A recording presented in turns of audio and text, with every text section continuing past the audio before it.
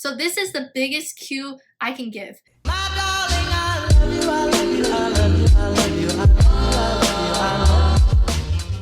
Hey guys, welcome back to my channel and welcome to episode 6 of Powerlifting Basics. In this video, I'll be going over how to conventional deadlift like a powerlifter. I'll be going over things like setup, positioning, breathing, execution, cues, and basically everything you need to know to deadlift with good form. As always, timestamps are in the description box below, so you can skip to the section you want. Also, I just want to give a quick disclaimer before starting. I don't have a license in coaching or anything like that. This is just based off of a ton of research, advice from my coach, and 2.5 years of powerlifting experience. If you want to see how I got into powerlifting, you can watch this video here. Also, this is how I deadlift, but another person with a different anatomy would deadlift differently. So it's important to find what works best for you. Thus, as I said in episode 1, how you can start powerlifting, it's important to watch several different people perform the deadlift because everyone is built differently. Okay, so before we get into the actual deadlift, I'm going to talk about equipment really quickly. So first of all, shoes. I would recommend wearing a flat sole that allows you to have a firm stance on the ground. Also, the thinner the bottom, then the closer you can get to the ground, decreasing your range of motion. For example, instead of wearing Vans, which are usually thicker at the bottom, I wear Converse, which is thinner. Some people also wear deadlift slippers, and they have a rubber sole at the bottom so you don't slip, so you can get a firm grip on the ground, and they're also pretty thin. As always, stay away from cushion shoes like running shoes or tennis shoes because you will lose energy transfer during the lift and you don't want to lift on top of cushions. Next on the equipment list, we have our belt. So a belt can increase your intra-abdominal pressure and protect your lower back. A belt can really help make sure your back is safe and tight. Next, we have deadlift socks. At a meet, you have to wear deadlift socks, and those are just basically knee or right under the knee length socks to prevent the bar from scraping your shins, or some people just wear leggings. However, depending on your stance and where the knurling is on the bar, you might end up scraping and ripping your leggings, so that's why I wear shorts and deadlift socks. Also, I wouldn't recommend wearing loose pants because it can get caught into the bar and just makes everything harder. Next, we have chalk. So chalk on your hands can help with your grip. I always use chalk for my top sets, and also you can use chalk at a meet.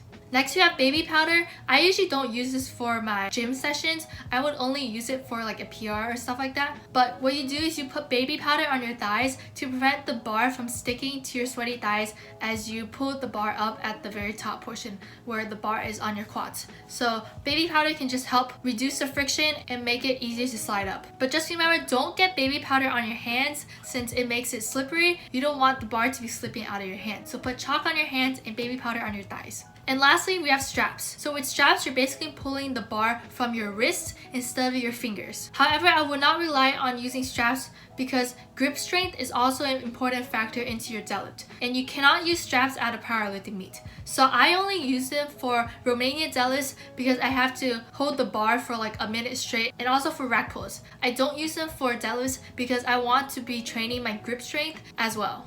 Next, make sure you are stretching and doing some mobility drills before you are deadlifting. If you want to see how you should warm up before lifting, check out this video here. Okay, now I'm going to talk about what's the difference between conventional deadlift and sumo deadlift. So conventional is where your legs are inside your arms, there's a larger range of motion, and you use more of your posterior chain, so your hamstrings and your lower back. Sumo is where your legs are outside your arms, and you use more of your glutes and your hip.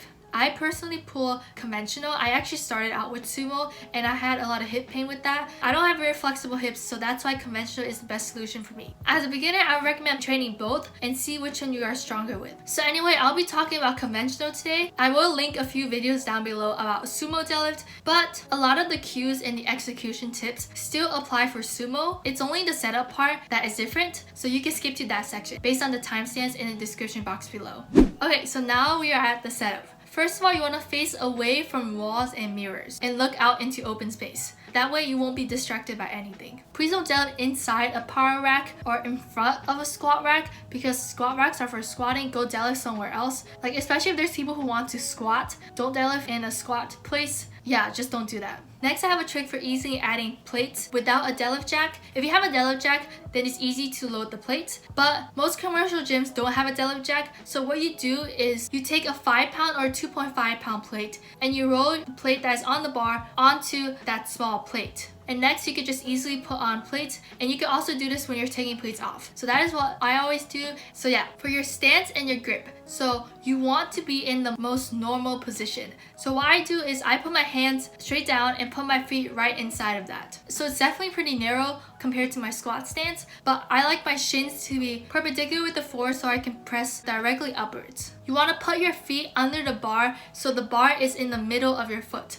and your hips should start lower than your shoulders. Play around with this and find what's most comfortable for you. Your feet should be pointing either straight forward or slightly externally rotated. In doing so, you can make sure your knees don't cave in. So there's different types of grips. First of all, there's double overhand where both of your palms are facing towards you, and this is not maintainable for higher weights because the bar can easily slip out because it's going in the same direction. So start out with double overhand, and once you feel like your grip is failing, then I would suggest switching to mixed grip. So mixed grip is what I do. One of your palms is facing you and one of your palms is facing outside. Because your hands are facing in different directions, it is harder for the bar to slip out. However, this could result in imbalances in your shoulders, so make sure you do both grips an equal amount of time. So if you did one set with your right hand over, do another set with your left hand over. And in the end, you will have one side that is stronger than the other side. So use your stronger side when you're going for PRs, but make sure you are training both sides.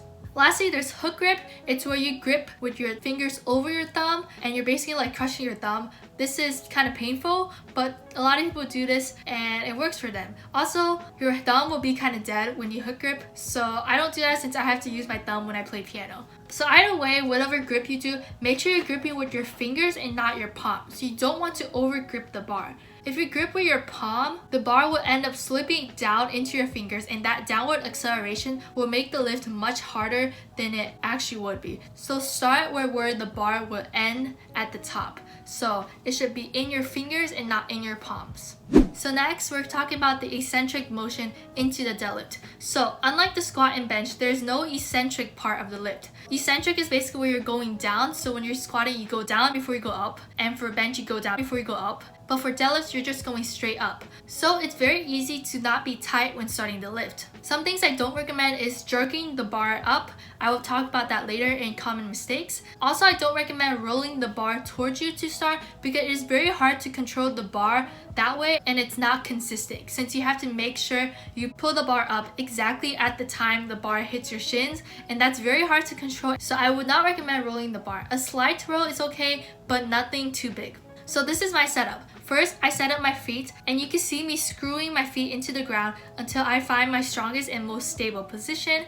I next retract my scapulas and do the shoulder shrug thing to get my upper body prepped. I grab the bar at my grip width with my mixed grip. I engage my lats and slowly lower my hips until my shin touches the bar and until my shoulders are on top of the bar or slightly in front of the bar. And when you hit the bottom position, make sure you have a neutral spine. And throughout this eccentric motion, I'm creating tension in my hamstrings, thinking of my hamstrings as a rubber band or a bow and arrow, and you're pulling it and increasing the elastic potential energy inside your muscles. And throughout that eccentric motion, I'm also adjusting my head so I look forward. You can either look where your head is aligned with your back, or you can look forward or up. For people who have neck strains, I recommend having your head in line with your upper body, but looking up will give you the cue of thinking chest up since your head is guiding your upper body to like the standing up position. Also, throughout the eccentric motion, as you bring your hips down, take a deep breath and create that intra-abdominal pressure either within yourself or with your belt. So at the bottom, you want to pull the slack out of the bar by engaging your lats. So basically you want to close the gap between the bar and the plate. Also think of closing the gap between your arms and your armpits and pulling the weight into you. And focus on engaging your lats and keeping your upper back tight. This is one of the most important cues for deadlifting. So after you pull the slack out of the bar, you want to be patient off the floor. Rushing the beginning part of the lift will result in a very hard lockout and a curved back. So you want to be patient here and don't jerk the bar off the ground. It might feel a little more tiring than just jerking the bar, but this ensures you will maintain the tight positioning and neutral spine throughout the whole lift, resulting in an easier lockout. So as you can see, my setup is between a moving setup and a static setup. The benefits of a moving setup is that it allows you to use your momentum and create that tension in your hamstrings. The benefit of a static setup is that it allows you to be in a very tight position and be in the right position every single time. Thus, I like doing a slow moving setup so I get both benefits of a static setup and a moving setup. So next, we are at the deadlift, so the concentric part. So this is the biggest cue I can give. Push the floor away while pushing your chest up. So you don't want to think of the deadlift as a pull. It's a hinge, not a pull. So make sure your arms are straight and you're not using your arms to pull the bar up. Think of your arms as chains or pulley ropes hanging from your shoulder joints. And while you want your upper back to be tight, for intermediate and advanced lifters, I like to think of the cue long arms. First of all, this decreases your range of motion slightly and is a more natural position than thinking having your shoulders back the whole time. However, this should not result in a curved back. Try to keep your spine neutral throughout the whole lift. Of course, your form will break down and your back will round for max effort lifts. So that's why I say try, but especially for easier work, make sure your back is neutral. And I will go into more detail about neutral spine later in common mistakes. Also, you want to have a straight bar path. The bar should be gliding against your shins and later on your quads. The only time when the bar isn't touching you is when you're passing your knees. Make sure you are staying over the bar for most of the movement and a tiny bit behind the bar for the top part. Also, like squats, you don't want knee caving. You don't want your knees to go in when you're lifting, so think of pushing your knees out into your arms. When you're at the top, lock out by squeezing your glutes, just like a hip thrust. You want your hips and your knees to lock out at the same time, or your hips to extend a split second after your knees. So the lockout is basically all glutes. You should not be using your lower back. Also, you should not be using your shoulders. After you have fully locked out, lower the bar with your hands on the bar at all times. Don't be a jerk and drop the bar. Also in competitions, you have to control the weight down. But also don't lower it too slowly that you waste energy. Lowering the bar should not be hard. And lowering the bar is slightly different than lifting it up. Lower the bar using mostly hip hinge. So basically unlock your hips and let the bar drop, while when you're going up, your knees and your hips do almost the same amount of work. Also for breathing, you want to breathe either at the top after you locked out or at the bottom after you have lowered the bar. Don't breathe during the lift. Also, don't bounce the bar on the floor because you will lose tightness. I like to reset every time at the bottom, and while this is somewhat harder, it allows me to make sure I'm in a safe and tight position for every rep. So next I'm going to talk about common mistakes I see when people deadlift. First of all, it's flexion of the spine during the lift. For example, starting with the anterior pelvic toe and ending with the posterior pelvic toe, or vice versa. You want to maintain a neutral spine throughout the whole movement. And neutral is a range and looks different for everyone. Some people's spines are not straight, so their neutral spine may look different from someone else's neutral spine. So it's better to have a stable and constant spine throughout the whole lift. So if your back is a little round, it's better to have a slightly rounded back throughout the whole lift than have your spine moving and changing throughout the lift. Another common mistake is jerking the bar off the floor when initiating the deadlift, placing excess stress on your biceps, lats, and spine. And this results in an unstable bar path and a compromised lockout. Think of your arms only as chains that connect you to the bar by bracing and engaging your lats to generate proper torso tension. So instead of jerking the bar up, maintain that tight upper back and think of patience off the floor. So next, common mistake is treating the deadlift as a pull and simply trying to stand up with the weight by pulling or muscling the bar up. By doing this, you're unable to effectively use your posterior chain, resulting in your back doing most of the work and compromising your lockout position. So to fix this, you want to do proper bracing, lat engagement, and leg drive to generate full body tension to effectively hinge the weight up. So as I said before, the deadlift is a hinge, not a pull. So make sure you are doing a good setup to create tightness throughout your whole body so you're not muscling the bar up. Next common mistake is squatting the deadlift. This happens when you start with your hips too low, and that results in your shoulders being behind the bar. So your body tries to fix this by having your hips rise first to put your shoulders back on top of the bar, causing your torso to collapse forward over the bar and your lower back to round before the weight even comes off the floor.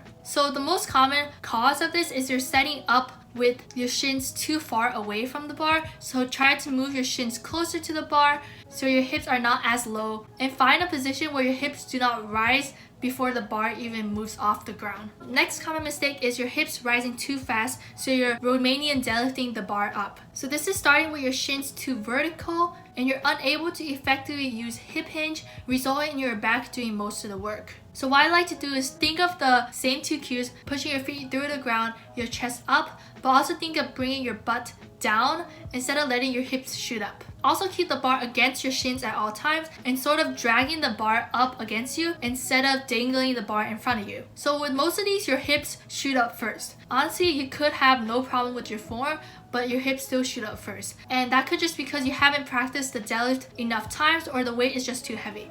In this case, find a weight that you can lift with good form and increase from there instead of starting with the weight you can't lift with good form. Lifting with good form is always better than lifting more weight with bad form. Also, having a moving setup like mine might also help than having a static setup because you have momentum going into the lift. With the static setup, it's really easy for your hips to rise first because that is the easiest thing you can do when initiating the lift. Lastly, people sometimes have lockout problems, and a lot of these common mistakes will cause lockout problems because your form is compromised, but some lockout problems are just like there by itself. So first one is locking out your hips or your knees at different times. So as I said before, make sure you lock out your hips and your knees at the same time or your hips slightly after your knees. You don't want to lock out your hips and still have your knees bended because that will put a lot of strain on your knees. Next is hitching the bar up. This kind of goes with jerking the bar off the floor. Because your back is rounded from a lot of the other mistakes, the lockout is really hard. So what some people do is they place the bar on their quads and try to move it up your thighs. First of all, this is not allowed in competition. If you rest the bar on your thighs, then the lift doesn't count.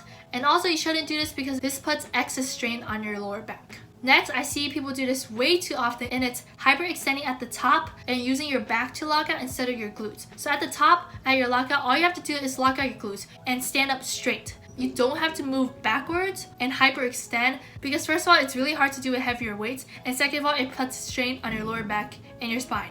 And the last lockout problem is bringing your shoulders back too much. So there's no need to bring your shoulders back and like shrug the weight at the top. So all you have to do is squeeze your glutes, lock out your knees and your hips, and stand up straight. You don't have to like pull the bar backwards or put your shoulders back. And lastly, I'm just going to talk about resting. I like to rest between 3 to 5 minutes between my deadlift sets, depending on how high the RP was. I would prefer to rest more, like up to 5 minutes, instead of resting 2 minutes and have my next set be very hard. And by resting 4 or 5 minutes, I can make sure my next set is at the prescribed RP and also it has good form. And lastly, don't forget to put your weights away when you're done. You can also use the 5-pound plate method when taking the plates off.